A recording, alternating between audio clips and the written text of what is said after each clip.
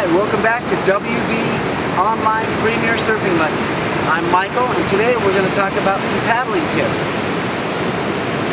First and foremost, you don't have to be the strongest bird in the sky to fly the farthest. Paddling is more about rhythm, timing, and flow, rather than using your brute strength and pulling yourself through the water. Try to let your arms swing and visualize that you're going through air. Nice and smooth. Rhythm, timing, and flow. Some other paddling tips are: when should a surfer start paddling for a wave? Well, provided you are in the perfect position, the wave should be right about at your feet. That's when you begin to paddle for a wave. Now, if I'm not in position, I might paddle 100 yards further down the beach to get in front of the wave. Or if the wave's going to break in there, I might paddle in there to get the wave. But the time to start paddling for a wave is when the wave is basically right at your feet. How many paddles should it take to catch a wave? Well, generally 3 paddles. Roughly 3 paddles. Get your board moving, and then a couple more paddles, and generally you're up.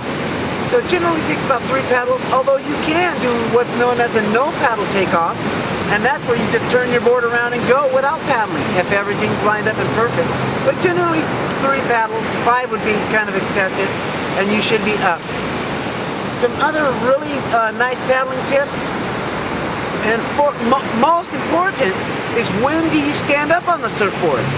Well, when you feel the wave push you from behind, most surfers want to get up right there and then. But realistically, when you feel the wave push you from behind, or when you're at the peak of the wave, you feel that push, kogo moichi do. That means in Japanese, paddle one more time. So take a safety paddle, and that will set your timing up, which, by the way, is timing is one of the more difficult arts to pick up in surfing, more than standing up. When do you stand up?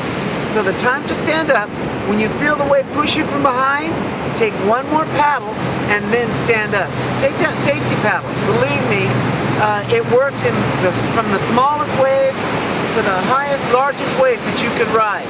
Take the safety paddle and that'll set your timing up just perfect. When you're paddling through the water, try to use long and graceful strokes, full extensions of your arm. Rather than going like a dog paddle, use your arms real long and graceful, full strokes. So you'd reach out and grab as much water as you can, bend your elbow, and then straighten your elbow. Have your arms going very shallow. Deep paddles are too much strength on your shoulder, too much waste of energy. You want to do long and graceful paddles, and you want your paddles to be shallow and just basically running right alongside the bottom of the surfboard and fully extending out. When you paddle, have your head up, look forward, long and graceful paddles, extended arms, bend your arms, extend your arms. And that brings me to the point, when I catch waves, I like to go in with the breaststroke or double paddles. When I paddle out, I generally paddle with one arm over the other, but when I catch waves, I generally like to use the 2 arms. The advantages for using 2 arms while you're paddling: number 1, you have twice the power with half the effort. 1001, 2 arms. 1001, 1001. If you use 2 arms to catch a wave, generally speaking, you'll find that you have twice the power, half the effort. Also, you can keep your board straighter. Also, you can keep the board from tipping. And also, your hands are right there ready to get up. So key points for paddling tips: if you're in the right position, you shouldn't have to paddle for a wave until it's right on you. The time to stand up is when you feel the wave from behind pushing you. Take one more paddle and then stand up. When you're paddling for waves, generally 2 arms is will give you an advantage, that's for sure. And also your stroke should be long and graceful. Your elbows should be up and your hands should be shallow and running right along the bottom of the board.